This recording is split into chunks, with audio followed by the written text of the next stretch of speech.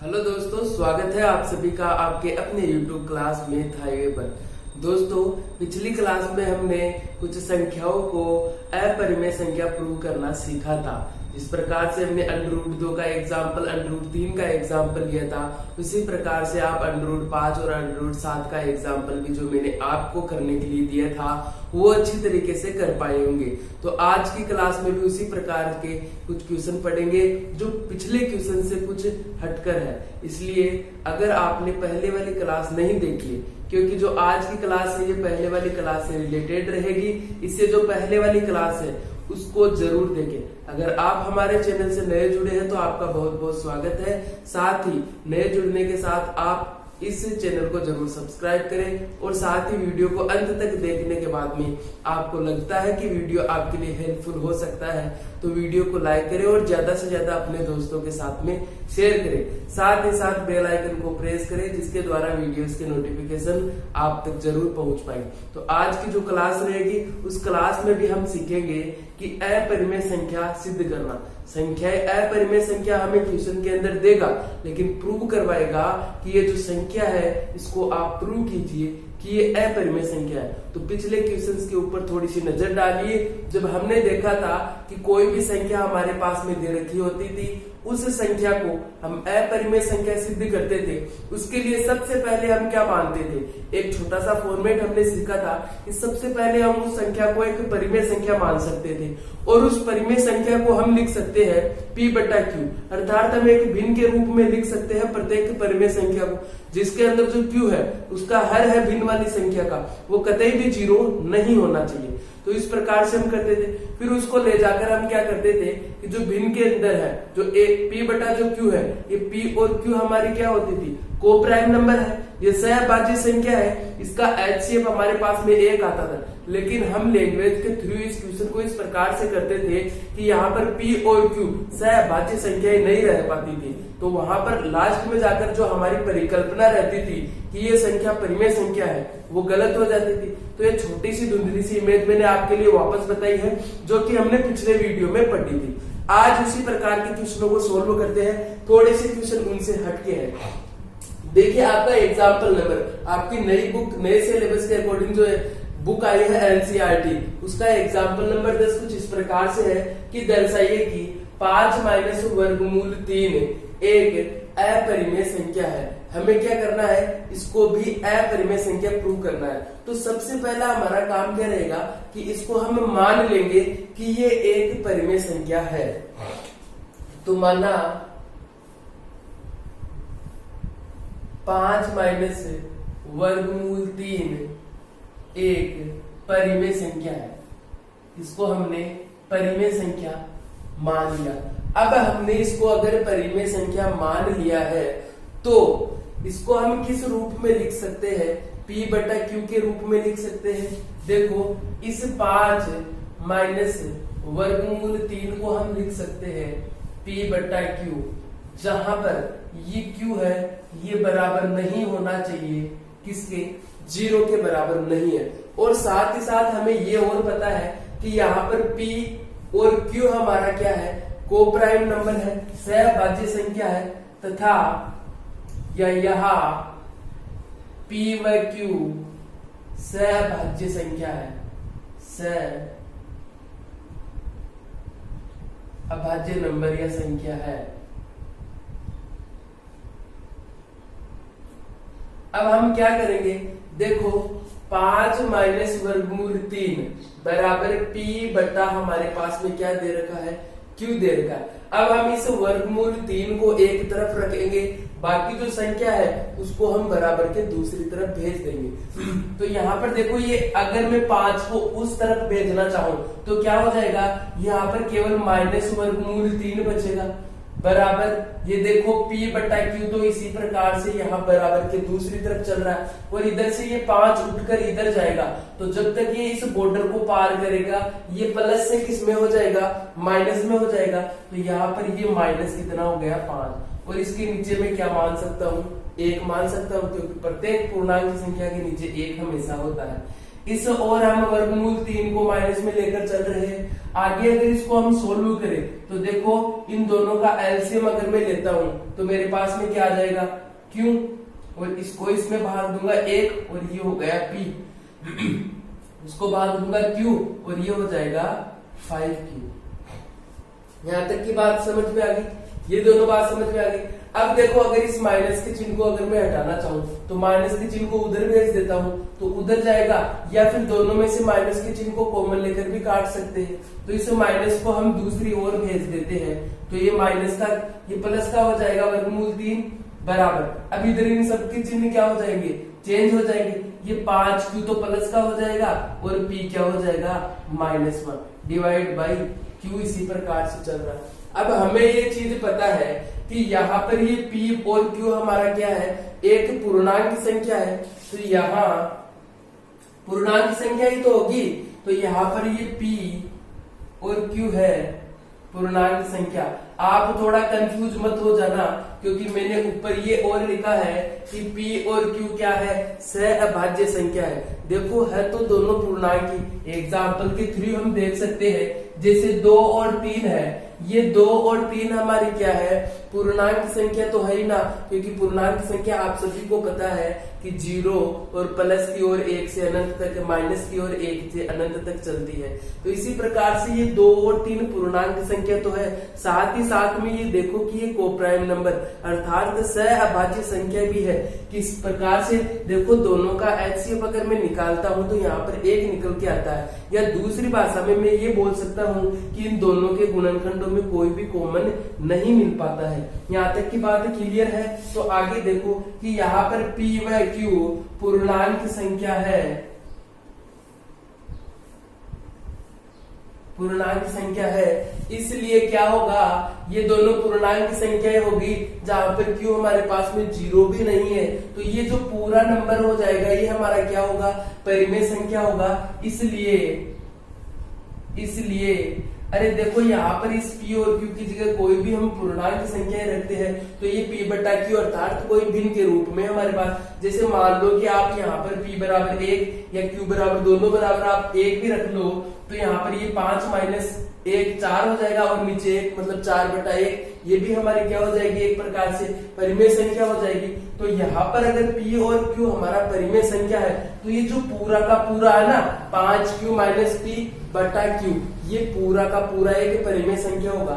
इसलिए 5Q minus P बटा Q एक परिमेय संख्या है, एक परिमेय संख्या है, ये हम लिख सकते हैं। अब देखो कि अगर ये परिमेय संख्या है तो इसके बराबर के दूसरी तरफ भी तो परिमेय संख्या होगी ना। इस बराबर के साइन का मतलब है ये है कि दोनों तरफ जो अंक है, दोनों तरफ जो संख्याएं हमारे पास में दे रखी है वो किसी न किसी रूप में समानता दर्शाती है। तो यहाँ पर बराबर है तो ये दोनों भी क्या होंगे, बराबर। ये परिमेय संख्या है तो ये भी क्या रहेगी, परिमेय संख्या। तो हम लिख सकते हैं तो वर्गमूल 3 भी एक परिमेय संख्या होगी, परिमेय संख्या होगी। लेकिन ये चीज तो हम पहले से जानते हैं, पिछले ही वीडियो में इस प्रकार के क्वेश्चनों को हमने किया है कि वर्गमूल 3 है, ये क्या है, अपरिमेय संख्या। अब हम लिखेंगे कि लेकिन हम जानते हैं कि क्या जानते हैं भाई हम, कि वर्गमूल 3 तो एक अपरिमेय संख्या है, एक अपरिमेय संख्या है।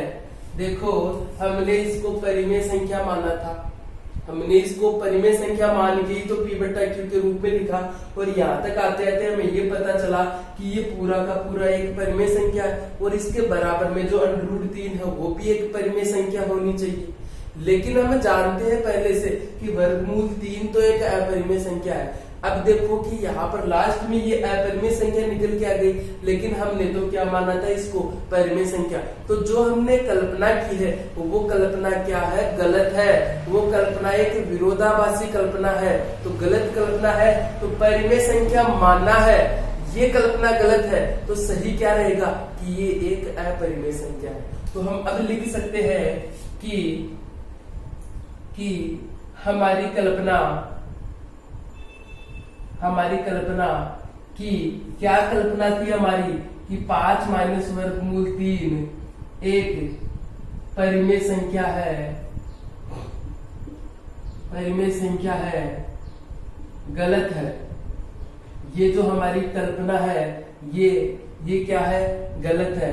अतः हम कह सकते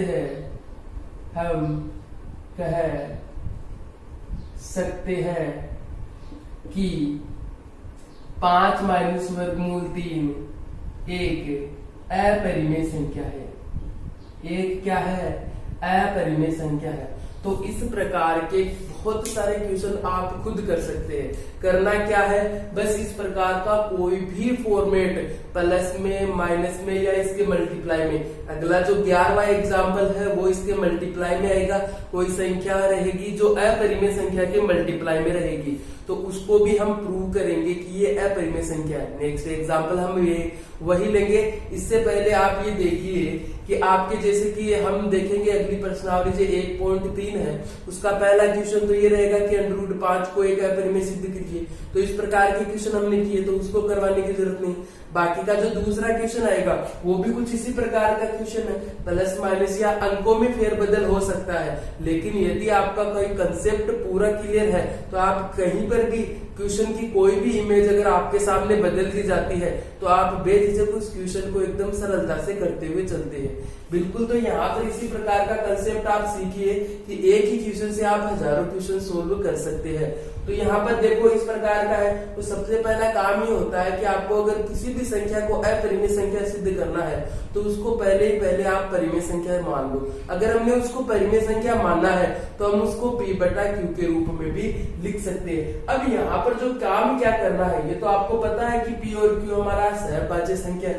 अब ये काम ये करना है कि आपको बराबर के इस ओर हमेशा एक अपरिमेय संख्या माननी नहीं। जो क्वेश्चन में है ना उसको एक तरफ, जैसे यहाँ पर 5 माइनस वर्गमूल 3 है, 5 तो परिमेय है और अपरिमेय कौन सी है, वर्गमूल 3। तो मैंने यहाँ पर इस बराबर के एक और इस अपरिमेय संख्या को रखा है। तो आपको भी यही काम हमेशा करना है, अपरिमेय संख्या को बराबर के एक और रख लेना है, बाकी को सभी को दूसरी तरफ ले जाना है। बाकी हमें पता है कि P और Q क्या है, ये सारे पूर्णांक है तो ये पूरा का पूरा परिमेय होगा और इसके बराबर भी परिमेय होगा। लेकिन हमें पता तो है ना कि ये अपरिमेय है और हमारी ये कल्पना यहीं पर गलत हो जाएगी और गलत हो गई तो परिमेय संख्या वाली कल्पना गलत हुई है तो हमारी जो क्वेश्चन में बोल रहा है कि ये अपरिमेय संख्या तो वो रहेगा सही। तो अब हम चलेंगे आपके एग्जाम्पल नंबर 11 की ओर।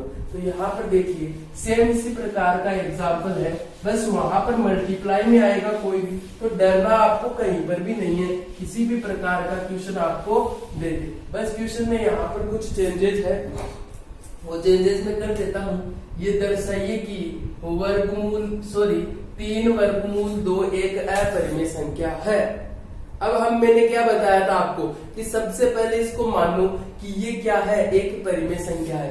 तो माना, देखो ध्यान से अगर आप पढ़ोगे तो कहीं पर भी आप नहीं अटक पाओगे। तो यहाँ पर देखो माना 3 वर्गमूल 2 एक परिमेय संख्या है। एक क्या है, परिमेय संख्या है। ये हमारी क्या है, एक परिमेय संख्या है। तो हम इस 3 वर्गमूल 2 को क्या लिख सकते हैं, P/Q के रूप में हम इसको लिख सकते हैं, जहां पर Q हमारा नॉट इक्वल टू 0 है। और साथ ही हम लिख सकते हैं P और Q क्या है, हमारा सहअभाज्य नंबर या को प्राइम नंबर, सहअभाज्य संख्या है। P और Q यहाँ पर क्या है, सहअभाज्य संख्या है। अब देखो हम मैंने अगली स्टेप आपको क्या बताई थी कि जो अपरिमेय संख्या है उसको हम बराबर के एक और रखेंगे। तो यहाँ पर ये वर्गमूल 2 है, हम इसको इधर ही रखेंगे। बाकी की जो संख्याएं चाहे मल्टीप्लाई में हो, चाहे भाग में हो, चाहे यहाँ पर आपके पास में जोड़ में हो या बाकी में हो, उस सभी संख्याओं को बराबर के दूसरी तरफ हम भेज देंगे। तो ये जो 3 गुना में हम उसको दूसरी तरफ बराबर के भेजेंगे तो वो क्या हो जाएगा, इसके भाग में चला जाएगा। तो जो वर्गमूल 2 है ये बराबर रहेगा p बटे 3q के। अब यहाँ पर एक चीज देखो कि हमें क्या पता है कि ये जो p और q है ये सहभाज्य संख्या होने के साथ में क्या है, एक पूर्णांक भी है। p और q है पूर्णांक संख्या है, पूर्णांक है। तो p बटा 3q, p बटा 3q हमारा क्या रहेगा, एक परिमेय संख्या होगा, एक परिमेय संख्या है। तो अगर ये परिमेय संख्या है तो इसके बराबर में जो संख्या है तो वो भी परिमेय संख्या होनी चाहिए। तो वर्गमूल 2 भी एक परिमेय संख्या होनी चाहिए, एक परिमेय संख्या होनी चाहिए। लेकिन हम जानते हैं क्या जानते हैं कि वर्गमूल 2 एक अपरिमेय संख्या है, अपरिमेय संख्या है। देखो यहाँ पर हमारे पास में ये स्टेप प्राप्त हुई थी। इस स्टेप के बाद में हमें पता है कि ये p और q है पूर्णांक है। अगर p और q पूर्णांक है तो p बटा 3q क्या हो जाएगी, एक परिमेय संख्या। अगर ये परिमेय संख्या है तो इसके बराबर में जो वर्गमूल 2 है वो भी एक परिमेय संख्या होनी चाहिए। लेकिन क्या हुआ, हम जानते हैं पहले से कि वर्गमूल 2 तो एक अपरिमेय संख्या है, ये अपरिमेय संख्या है। अतः जो हमने परिकल्पना की है कि ये एक परिमेय संख्या है वो हमारी क्या है, गलत है। अतः हम क्या लिख सकते हैं, अतः हमारी कल्पना क्या है, हमारी कल्पना कि 3 वर्गमूल 2 बराबर परिमेय संख्या गलत है। अतः विरोधाभासी रूप से, विरोधाभासी का मतलब क्या होता है कि हमने तो परिमेय संख्या की कल्पना की थी लेकिन विरोध कर दिया। इस क्वेश्चन ने एंडिंग में आते आते हमारा विरोध कर दिया कि आपकी कल्पना क्या है, गलत है। तो इस प्रकार से हम लिख सकते हैं, अतः विरोधाभासी रूप से क्या लिख सकते हैं हम कि 3 वर्गमूल 2 एक अपरिमेय संख्या है, अपरिमेय संख्या है। तो हम ये लिख सकते हैं कि ये क्या है, एक अपरिमेय संख्या है। तो हम अब आगे बढ़ते हैं आपकी प्रश्नावली 1.3 की ओर। वहां पर आपको बहुत से क्वेश्चन मिलेंगे जो आप खुद कर पाओगे। कुछ एक क्वेश्चन है जो मैं आपको बताता हूँ। चलो तो चलते हैं प्रश्नावली 1.3 की ओर। हाँ तो दोस्तों अब हम स्टार्ट करते हैं प्रश्नावली 1.3 को। अब देखो मैंने डायरेक्ट क्वेश्चन नंबर 3 का पहला पार्ट लिया है।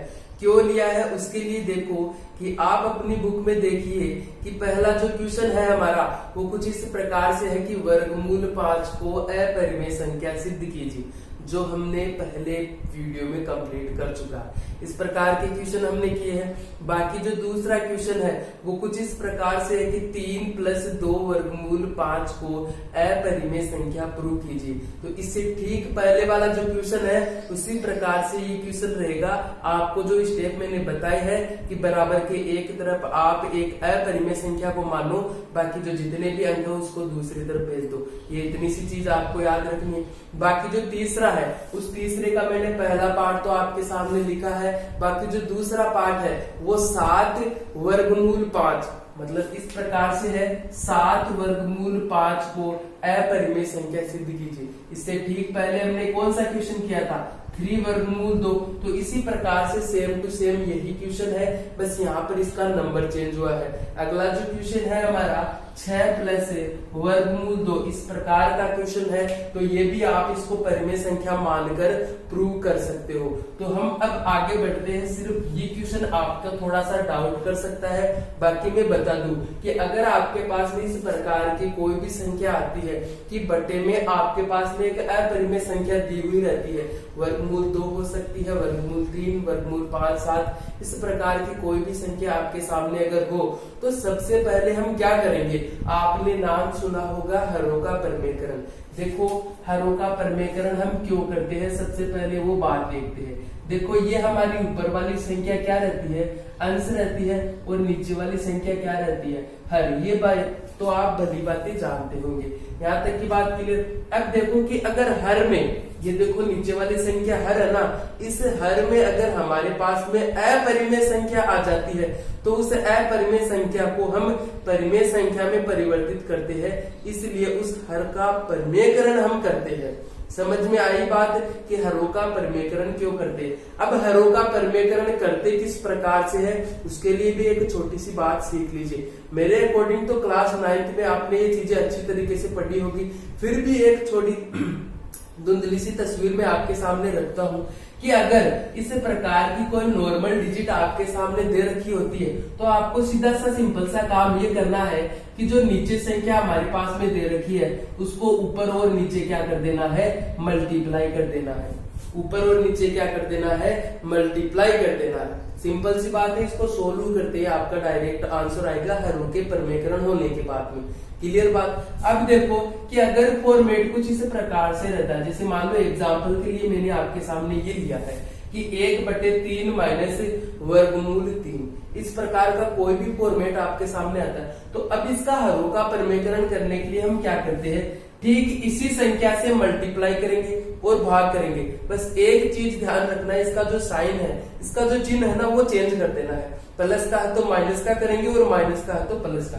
देखो यहाँ पर 3 माइनस वर्गमूल 3 है, तो गुणा करते टाइम 3 प्लस वर्गमूल 3 कर देंगे, और इसी प्रकार से यहाँ भाग करते टाइम भी 3 प्लस वर्गमूल 3 कर देंगे। क्लियर बात इतनी सी है कि यहाँ पर जो संख्या है उसको मल्टीप्लाई करना है और डिवाइड करना है। अगर संख्या प्लस और माइनस के साथ में जुड़ी हुई है, तो वहां पर उन संक्रियाओं को हम क्या करेंगे, चिन्ह को चेंज कर देंगे। क्लियर बात यहाँ तक की। अब देखो कि जो हमारा क्वेश्चन है हम उसके ऊपर आते हैं। ये छोटी छोटी बातें हैं, आपके ध्यान में रखने योग्य है। तो यहाँ पर देखो कि सबसे पहले अगर हम इसका करना चाहे तो हरों का परिमेयकरण कर लेते हैं। लिख भी सकते हैं हम हरों का परिमेयकरण करने पर, परिमेयकरण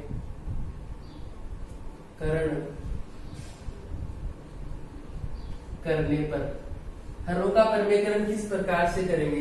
ये देखो 1/वर्गमूल 2 है, इसको हरों का परिमेयकरण करने के लिए जो हर में अपरिमेय संख्या है उसका ही मल्टीप्लाई करेंगे और उसका ही डिवाइड करेंगे। अब देखो कि 2 1 से वर्गमूल 2 1 से मल्टीप्लाई होकर तो वर्गमूल 2 ही बनाएगा। नीचे देखो वर्गमूल 2 और वर्गमूल 2 मल्टीप्लाई होकर क्या बनाएगा। अगर आप हमारी क्लास से नए जुड़े हैं तो ये चीज शायद आपको पता ना हो, अगर पता भी हो तो पहले क्लासों में आपने अच्छी तरीके से पढ़ा होगा, क्योंकि ये जो हमारा मेथड है, ये जो यहाँ पर तरीका लगेगा, ये पहली क्लासों में लगने वाला तरीका है जो आपने अच्छी तरीके से पढ़ा है। लेकिन फिर भी अगर आप हमारी क्लास से नहीं जुड़े तो एक बार के लिए मैं बता देना चाहता हूँ, आपने घातांक करने में ये चीजें पढ़ी होगी कि अगर कोई भी दो संख्याएं मल्टीप्लाई हो रही है तो उनकी जो पावर्स रहती है वो पावर क्या हो जाएगी, वो पावर एड हो जाएगी। देखो यहाँ पर कि वर्गमूल 2 को हम इस प्रकार से भी लिख सकते हैं, 2 की पावर 1/2, इस वर्गमूल 2 को लिख सकते हैं। इसी प्रकार से वर्गमूल 2, इसी प्रकार से दोनों मल्टीप्लाई हो रहे। अब देखो ये जो आधार है दोनों में समान है, तो आधार तो सेम रहेगा और इनकी जो पावर रहेगी वो जुड़ जाएगी। तो आधा प्लस आधा क्या हो जाएगा, 1, तो 2 की पावर 1, और 2 की पावर 1 का मतलब क्या होता है, 2 ही होता है। तो यहाँ पर अब देखिए ये दोनों मल्टीप्लाई होकर क्या बना लेंगे, 2 बना लेंगे। अब हमने सिर्फ हरों का परिमेयकरण किया है, बाकी का क्वेश्चन अब हमारा स्टार्ट होगा। अब हम माना जो काम हम पहले करते थे वो करना अब स्टार्ट करेंगे। माना वर्गमूल 2/2 एक परिमेय संख्या है, एक परिमेय संख्या है। अब यदि ये परिमेय संख्या है तो हम इसको किस रूप में लिख सकते हैं, इसको हम a बटा b या p बटा q के रूप में लिख सकते हैं, जहां पर q नॉट इक्वल टू 0 है। साथ ही साथ में ये p और q हमारे क्या है, को प्राइम नंबर है, सहअभाज्य संख्या है, सहअभाज्य संख्या है। अब देखिए कि हमें इस बराबर की एक और हमें केवल अपरिमेय संख्या को रखना है, तो ये वर्गमूल 2 तो इस ओर ही रहेगा, बाकी जो इसके भाग में 2 है ये उधर जाकर क्या हो जाएगा, मल्टीप्लाई में हो जाएगा। तो 2 गुना p बटा q, या फिर हम इसको लिख सकते हैं 2p, क्योंकि ये जो मल्टीप्लाई वाली है ये ऊपर जाकर मल्टीप्लाई होगी, बटा q। इस प्रकार से हम लिख सकते हैं। तो अब हमारे पास में डायरेक्ट क्या आया, वर्गमूल 2 बराबर हम बोल सकते हैं कि 2p बटा q है। और साथ ही साथ हमने क्या देखा था कि ये p और q हमारी क्या है, पूर्णांक संख्या है, पूर्णांक संख्या है। अगर ये पूर्णांक संख्या है तो 2p बटा q एक परिमेय संख्या होगी, एक परिमेय संख्या है। ये यदि परिमेय संख्या है तो इसके बराबर में जो संख्या वर्गमूल 2 है ये भी परिमेय संख्या होनी चाहिए। तो वर्गमूल 2 भी एक परिमेय संख्या होनी चाहिए, एक परिमेय संख्या होनी चाहिए। लेकिन हम जानते हैं कि ये जो वर्गमूल 2 है ये क्या है, अपरिमेय संख्या। लेकिन हम जानते हैं, क्या जानते हैं कि वर्गमूल 2 एक अपरिमेय संख्या है, अपरिमेय संख्या है। अगर ये हमारी अपरिमेय संख्या है, लेकिन हमने तो कल्पना की है कि ये देखो एक क्या है, परिमेय संख्या है, तो हमारी कल्पना या हमारी परिकल्पना, हमारी कल्पना क्या है, हमारी कल्पना कि वर्गमूल 2 बटा 2 एक परिमेय संख्या होना है, परिमेय संख्या है, गलत है। ये जो हमारी परिकल्पना है ये क्या है, गलत है। तो विरोधाभासी रूप से वर्गमूल 2 बटे 2 हमारा क्या रहेगा, एक अपरिमेय संख्या रहेगा। दोस्तों आज की क्लास में प्रश्नावली 1.3 कंप्लीट होती है। कुछ एक जो क्वेश्चन है मुझे ऐसा लगा कि वो क्वेश्चन आप खुद से कर सकते हैं, इसलिए वो क्वेश्चन मैंने आपके लिए रखे हैं। बाकी इससे पहले के एग्जाम्पल भी सारे कंप्लीट हो चुके हैं। अगर आपको किसी प्रकार के क्वेश्चन के अंदर कोई भी प्रॉब्लम आती है तो आप डायरेक्ट मैसेज करके भी पूछ सकते हैं। व्हाट्सएप के नंबर भी डिस्क्रिप्शन में दे रखे हैं, वहां से भी आप पूछ सकते हैं। दोस्तों आप वीडियो को देखते हुए अंत तक आए हैं, इसलिए वीडियो तो जरूर आपको पसंद आया होगा। तो वीडियो को लाइक करते हुए जाइए, साथ ही साथ अपने दोस्तों को भी ज्यादा से ज्यादा शेयर कीजिए। और अभी तक अगर आपने चैनल को सब्सक्राइब नहीं किया है या फिर आप चैनल पर नए जुड़े हैं तो चैनल को जरूर सब्सक्राइब कर लें और साथ ही साथ बेल आइकन को प्रेस करें। धन्यवाद दोस्तों वीडियो को अंत तक देखने के लिए। जय हिंद, जय भारत।